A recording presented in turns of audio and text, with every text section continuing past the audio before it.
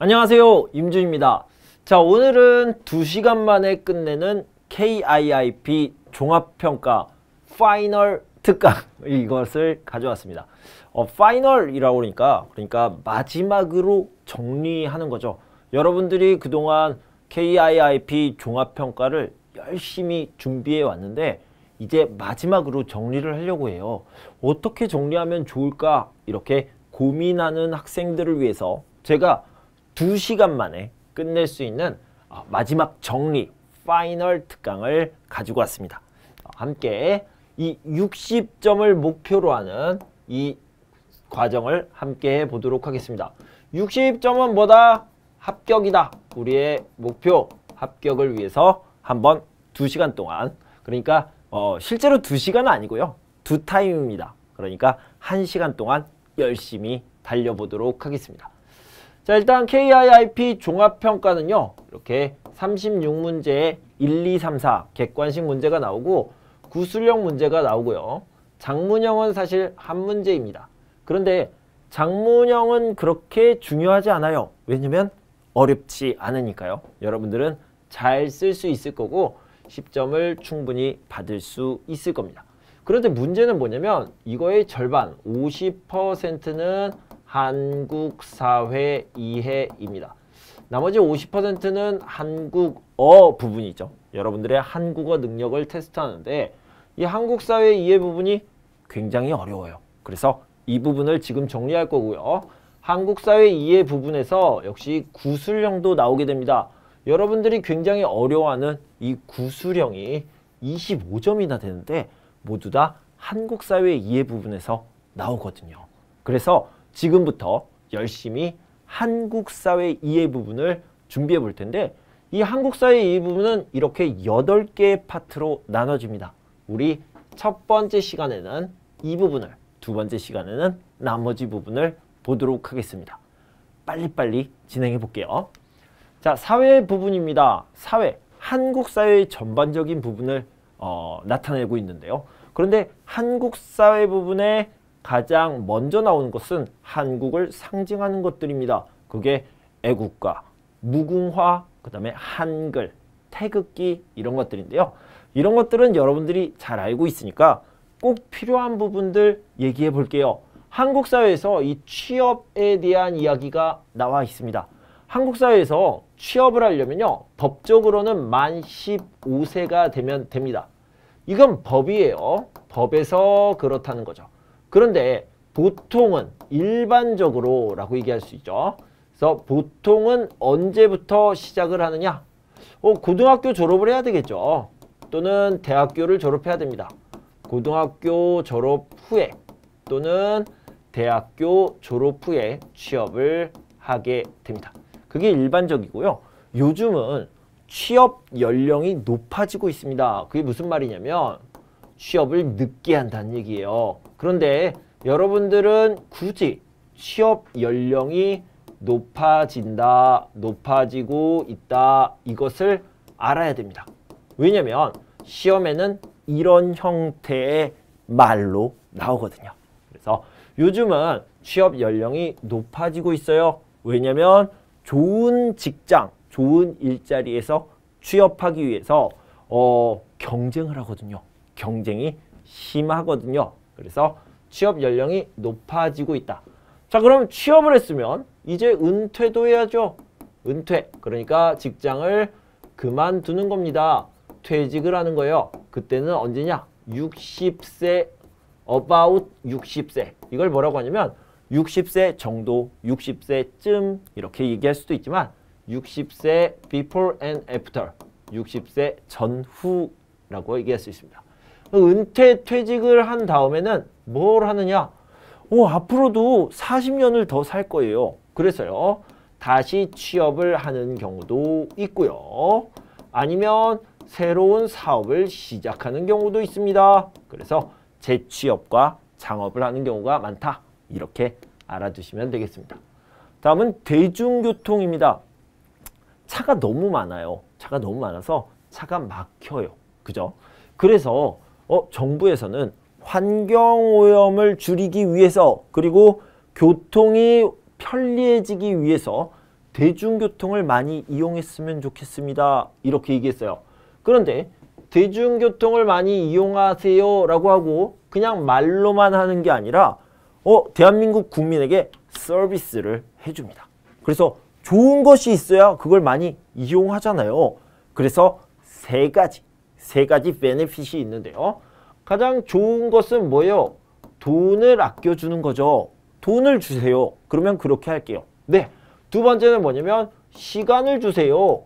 시간을 아껴주면 그렇게 할게요. 이렇게 얘기할 수 있고요. 세 번째는 편리하게 해주세요. 편하게 해주세요. 이렇게 하면 그렇게 할게요. 이렇게 얘기할 수 있겠죠. 그래서 정부에서는 이렇게 해줍니다. 할인, 환승을 할 때, 갈아탈 때 할인을 해주는 시스템을 만들었습니다. 환승 할인 제도라고 얘기하고요. 시간을 절약해 줍니다. 시간을 절약해 준다는 거는 뭐예요? 이 대중교통을 이용하면 빠르게 갈 수 있어요. 다른 차는 막히는데 버스를 타면 쭉 갈 수 있습니다. 이게 뭐냐면 버스만 다니는 차로가 있습니다. 그래서 막히지 않고 갑니다. 버스 전용 차로제가 있습니다. 자, 버스가 언제 오는지 궁금해요. 그래서 불편해요. 그래요? 그러면 버스가 언제 도착하는지 제가 안내해드리는 서비스를 해드리겠습니다. 이렇게 편리하게 만들었습니다. 이 세 가지 혜택 정책이 있어서 많은 사람들이 대중교통을 쉽게 이용할 수 있게 되었습니다. 그래서 여기 보면 대중교통 이용 장려 정책에 보면 환승 할인 제도, 버스 전용 차로제, 그 다음에 버스 도착 안내 서비스, 이런 세 가지 혜택, 베네핏이 있다. 자, 주거 문화에 대해서 알아보도록 하겠습니다. 이 주거 문화라는 것은 사는 집을 얘기하는 거예요. 집을요. 그런데 집을 이렇게 그리는 사람들도 있고 이렇게 그리는 사람들도 있습니다. 이런 집은 단독주택이라고 얘기하죠. 단독주택. 그죠? 그 다음에 이런 집은 아파트가 아니라요. 공동주택이라고 얘기합니다. 이 공동주택에 아파트가 들어가고 그리고 연립주택, 빌라가 들어가는 거죠. 옛날에는 단독주택이 많았어요. 지금은 당연히 공동주택이 많고요. 특히 이 아파트는 50% 정도가 된다. 이렇게 알아두시면 되겠습니다. 자, 그런데 이 주거 문화에서 돈이 많으면 집을 사면 돼요. 그럼 내 것이 되죠. 그런데 집은 비싸니까, 너무 비싸니까 빌려서 사는 경우도 있죠. 그래서 이 전세가 있고요. 월세가 있습니다. 월세. 정말 간단하게 소개를 해드릴게요. 전세는요, 보증금을 내고 빌리는 겁니다. 그 다음에 월세는요, 보증금을 내고 월세를 냅니다. 월세는 월세잖아요. 네, 한 달에 한 번씩 내는 돈이죠.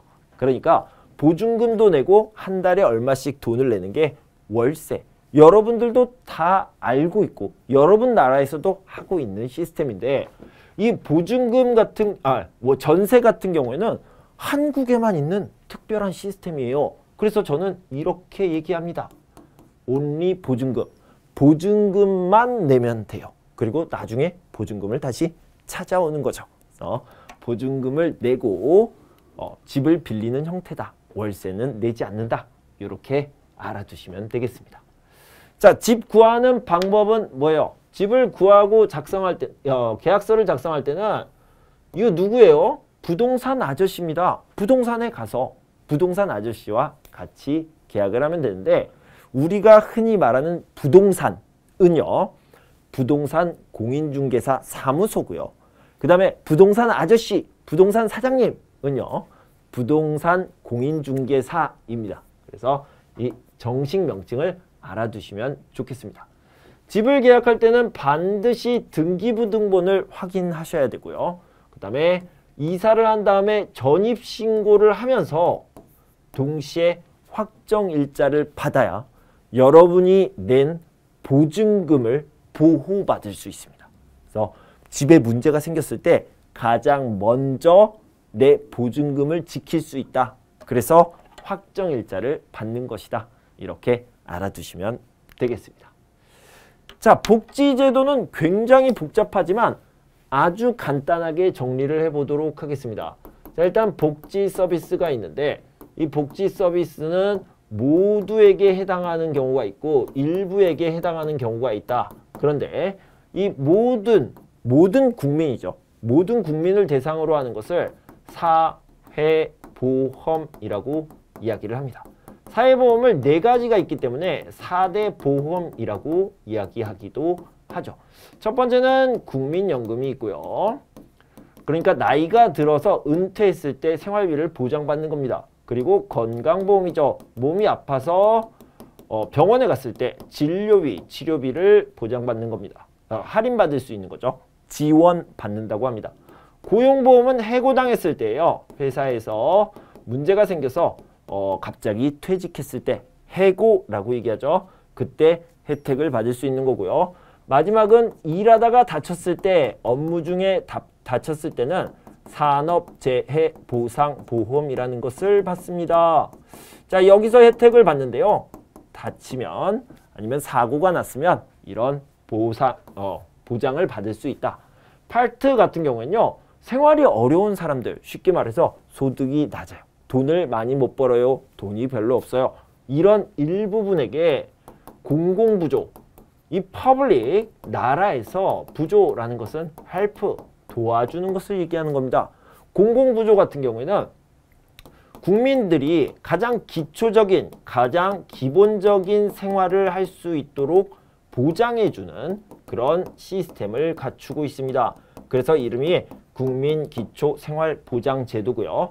만약에 국민기초생활보장제도를 통해서 기본적인 것들을 해결할 수 있다면 거기에 추가해서요. 만약에 아프면 돈이 너무 많이 들잖아요. 그래서 의료급여 제도는 따로 마련했습니다.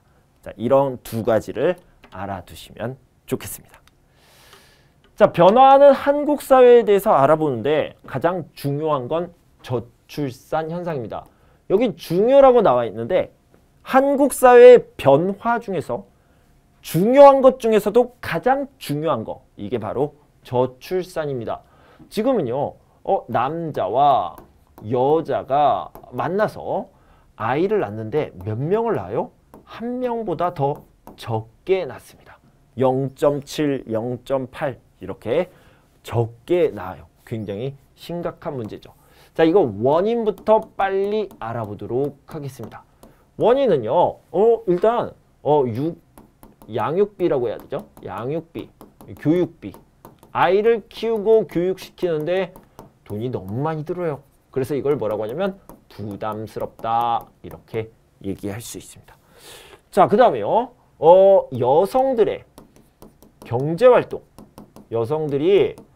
여자들이 이제는 집에 있지 않아요. 바빠요. 왜냐면 돈 벌어야 되니까요. 자, 이거를 다른 말로 얘기하면 사회 진출이라고 얘기합니다. 여성이 경제활동을 하면 남자는 뭐예요? 남자도 경제활동을 하죠. 그래서 여자와 남자가 같이 벌어요. 함께 벌어요. 맞벌이 부부가 되는데 맞벌이 부부가 되었으니까 이제 돈뿐만 아니라 그냥 양육하는 시간, 양육하는 노동 이런 것들이 부담스러울 수 있죠. 그래서 양육이 부담스럽습니다. 자, 이걸 어떻게 표현할 수 있냐면 일과 양육을 병행하는 것이 부담스러워졌습니다. 그래서 여러 가지 이유가 있겠지만 특별히 이러한 이유로 저출산 현상, 아이를 적게 낳는 현상이 일어났습니다. 자, 2번째로 한국 사회의 변화는요. 고령화 현상입니다. 그러니까 노인들, 할아버지, 할머니가 많아지는 현상이죠. 정확하게 얘기하면 평균 연령, 평균적인 나이가 많아지는, 높아지는 현상을 얘기합니다. 그럼 할아버지, 할머니가 왜 많아졌을까요? 왜냐면 돌아가시지 않으니까. 노인 사망률이 낮아졌으니까요. 그래서 이걸 뭐라고 얘기하냐면 평균 연령이, 평균 수명이라고 하죠. 평균 수명. 더 정확하게 얘기한다면 기대 수명이라고 얘기해야 됩니다. 그래서 사고가 나거나 병에 걸리거나 그렇지 않고 그냥 평범하게 살았을 때, 건강하게 살았을 때 기대 수명, 언제까지 살 수 있느냐 이런 것들을 얘기하는 거죠. 기대 수명이 늘었기 때문이다. 그럼 이것도 원인을 분석해 봐야 되죠. 여러분들이 알 수 있는 거 뭐예요? 당연히 의료기술이 발달했기 때문이죠. 병원이 좋아졌어요. 의사들이 기술이 좋아졌어요. 의료기술 발달을 얘기할 수 있겠고요. 그 다음에 또 중요한 게 뭐냐면 옛날에는 더러웠어요. 지금은요? 깨끗해요. 네, 어디가요? 주방에 있는 음식이, 그 다음에 화장실이. 그래서 몸을 깨끗하게 씻을 수 있고요. 병균이 없어집니다. 그래서 이걸 뭐라고 하냐면 환경위생이 개선되었다. 이렇게 얘기할 수 있습니다. 그러다 보니까 할아버지 할머니가 오래오래 살 수 있게 되었습니다. 우리들도 기대 수명이 높아져서 아주 오랫동안 살 수 있게 된 거죠. 그러다 보니 고령화 사회가 된 겁니다. 자, 그러면 저출산 현상과 고령화 사회가 같이 일어났을 때 일어날 수 있는 결과는 무엇입니까? 굉장히 심각한 결과가 일어납니다. 왜냐면요, 가까운 미래는 어떻게 되냐면 여기에서 일을 하는 사람들이 있죠. 일을 해서 돈을 버는 사람들은 줄어들게 됩니다. 그죠? 근데 여기에서 생활을 해야 됩니다. 생활비를 쓰는 사람들, 이런 사람들은 늘어나게 돼요. 그러면 어떻게 됩니까? 경제가 결국에는 무너지게 된다. 이런 심각한 문제가 생기죠. 자, 그래서 이 문제를 해결해야 되죠. 경제가 무너지는 거는 가장 심각한 문제잖아요. 그래서 해결책은 뭐다? 해결책은 저출산에 대해서는 정부가 많이 지원을 해줘야 됩니다. 정부 지원이 필요하다. 뭐에 대한 지원? 양육비, 교육비 이런 것들을 지원해줘야 되고요. 아까 뭐라고 그랬어요? 맞벌이 부부, 여성이 경제활동 이런 것들을 얘기했잖아요. 그래서 여성들이 일과 육아를 병행할 때 도움이 되는 정책들을 마련해야 됩니다. 그래서 정책 마련, 일과 육아를 병행할 수 있는 정책을 마련해야 된다. 자, 그러면 고령화 사회에 대한 대책은 뭘까요? 이거는요, 노인들이 일하면 돼요. 노인 재취업 지원을 해줘야 됩니다. 그 다음에 노인들의 건강관리를 해줘야 돼요. 노인 건강관리. 왜냐면 건강하지 않을 때 비용이 가장 많이 발생하기 때문에 노인들이 건강하게 지낼 수 있도록 관리를 해줘야 됩니다. 자, 다음은 교육을 보도록 하겠습니다. 교육 부분에서 가장 중요한 거는 보육제도가 있는데요. 여기 보면 국민행복카드. 이거를 꼭 알아두세요. 이 국민행복카드를 통해서 이 보육 시스템을 이용할 때 지원을 해준다. 이렇게 알아두시면 되겠고요. 0세부터 5세까지 만으로요. 만 0세부터 5세까지는 어린이집에 갈 수 있고요. 3세부터 5세까지는 바로 유치원에 갈 수 있다. 이것도 역시 국민행복카드를 통해서 모든 보육비를 지원해준다. 자, 그 다음에 한국의 교육 시스템을 볼 텐데요. 여러분들이 다 알고 있는 것처럼 6334제입니다. 이게 초등학교 6년, 중학교 3년, 고등학교 3년, 대학교는 여러 가지 종류가 있지만 가장 일반적인 게 4년이죠. 그런데요, 6 플러스 3 이렇게 9년 동안은 의무교육입니다. 반드시 받아야 되는 교육이에요.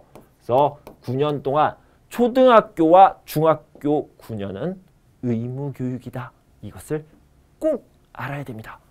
꼭 교육을 받아야 되는 의무교육에 대해서 꼭 알아야 되고요. 꼭 받아야 되는 교육이니까 무료예요. 그래서 이걸 무상교육이라고 얘기합니다. 꼭 교육을 받아야 되는데 너무 비싸면 안 되잖아요. 그리고 돈이 필요하면 안 되는 거예요. 그래서 의무교육이기 때문에 무상교육이다. 이렇게 알아두시면 되겠습니다. 자, 한국의 입시제도에 대해서 알아볼 텐데요. 입시라는 것은 입학시험을 얘기하는 거예요. 그런데 입학시험은 일반적인 중학교, 일반적인 고등학교에는 없고요. 대학교입니다. 대학교 입학시험입니다. 그래서 보통 입시라고 얘기하며 대학교 입학시험을 얘기하는데요. 한국 사람들은 좋은 대학교에 가려고 노력합니다. 그걸 교육열이 높다 이렇게 얘기를 하는데 왜 좋은 대학교를 가려고 합니까? 좋은 대학교를 졸업하면 좋은 직장에 갈 수 있고 좋은 직장에 가면 높은 연봉을 받을 수 있기 때문입니다. 자, 이렇게 연결하시면 돼요. 돈을 많이 벌 수 있으니까 좋은 대학교에 가면 이렇게 미래에 좋은 것들이 생기는구나. 이렇게 알아두시면 되겠어요. 자, 바로 문화로 넘어가도록 하겠습니다. 자, 전통가치 같은 경우에는요. 조선시대의 영향을 많이 받습니다. 왜냐면 지금은 조선 다음의 나라 대한민국이니까요. 조선은 유교의 나라라고 얘기합니다. 그래서 유교의 영향으로 효도, 효 이런 것들을 중요하게 생각하고요. 여러분들이 한국에 와서 아주 재밌는 걸 배웠죠. 예절, 예의 이런 것들을 배웠잖아요. 이런 것들을 중요하게 생각합니다. 그 다음에 나보다는 우리가 중요하다라는 뭐예요? 공동체 의식. 공동체 의식이 굉장히 중요하고요. 서로를 돕는 마음도 바로 여기에서 나왔습니다. 상부상조라는 것은 서로를 돕는 마음이다. 이렇게 알아두시면 되겠습니다. 자, 그런데 우리가 공동체라고 얘기하면 We are the one. 우리는 하나야. 이런 의미잖아요. 그런데 이렇게 하나인 이유가 있어야 되잖아요. 그게 여러 가지가 있는데 연고는 세 가지가 크게 있어요. 혈연, 그리고 지연, 그리고 학연. 이렇게 세 가지를 살펴볼 수 있는데요. 혈연이라는 것은 블러드 이런 뜻입니다. 그러니까 가족이나 친척을 이야기하는 거죠. 우리는 가족이야. 우리는 친척이야. 패밀리야. 이렇게 얘기하는 거고요. 지연은 홈타운입니다.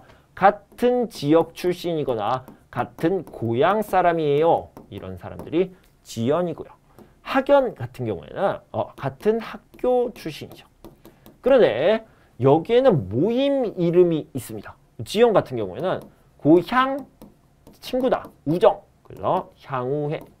그 다음에 여기에는 함께 동이죠. 문 수업을 듣다 라는 뜻입니다. 그래서 동문회라고 이야기합니다. 이런 모임까지 알아두시면 좋겠습니다. 자, 생일에 대한 이야기를 해봅시다. 가장 중요한 건 first birth죠. 그래서 뭐예요? 돌잔치를 한다. 돌잔치에서는 돌잡이를 한다. 돌잡이 프로그램이 있어요. 그래서 미래의 이 아기가 어떤 사람이 될지 점치는 겁니다. 예측해 보는 거예요. 60번째 생일은 회갑 또는 환갑이라고 얘기하죠. 여기도 역시 잔치를 하죠. 잔치를 연이라고 해서 회갑연, 환갑연이라고 얘기합니다. 한국의 종교는요. 한국의 오리지널 종교가 있어요. 토속신앙, 민속신앙 이렇게 얘기를 하는데 이건 중요하지가 않습니다. 그럼 뭐가 중요하냐?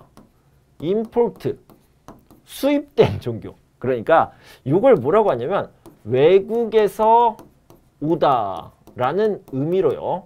외래 종교입니다. 외래 종교가 중요하다. 이렇게 알아두시면 되는데 자, 가장 오래된 종교는 4세기 삼국시대에 들어온 불교고요. 그래서 불교는 문화재가 굉장히 많이 있습니다. 유교는 한국 사람들의 머릿속에 많이 들어가 있어요. 아까 얘기했던 것처럼 한국인의 가치, 효, 그 다음에 예절, 그 다음에 공동체의식 이런 것들이 다 유교에서 온 사상입니다. 자, 그 다음에요. 기독교가 있습니다. 기독교는 개신교와 그 다음에 구교, 가톨릭이 있는데요. 이 천주교요. 개신교와 천주교 모두 새로운 기술, 새로운 학문들을 가지고 왔습니다. 자, 여기는 4세기 때 들어왔고 여기는 17세기와 19세기에 들어왔습니다. 가장 오래된 외래 종교, 불교를 기억하시면 좋겠습니다. 자, 정치 부분을 볼 텐데요. 정치 참여의 필요성에 대해서 얘기해 보도록 하겠습니다. 이거는요, 여러분들이 말하기 시험을 볼 때 굉장히 중요한 부분입니다. 만약에 여러분들이 인터뷰, 말하기 시험을 보는데 정치에 왜 참여해야 합니까? 라고 물어보면 당연한 거 아니에요? 이렇게 얘기할 수 있잖아요. 제가 지금 딱 가르쳐 드릴게요. 하나는요, 체크해야 됩니다. 하나는요, 헬프해야 됩니다. 자, 정치인 중에 뭐 좋은 정치인이 있고 나쁜 정치인이 있겠죠. 당연히 나쁜 정치인도 있죠. 어떤 직업을 갖든 어떤 일을 하든 좋은 사람도 있고 나쁜 사람도 있으니까요. 그런데 만약에 나쁜 정치인이 나쁜 생각을 가지고 국민의 돈을 나쁘게 써요. 그러면 안 되겠죠. 그래서 내가 지켜봐야 됩니다. 지켜보려면 관심을 가져야 되죠. 내가 참여해야 됩니다. 그죠? 그래서 이 체크라는 것은 그 사람들이 하는 것을 감시해야 됩니다. 감시한다. 그 다음에 확인해야 된다.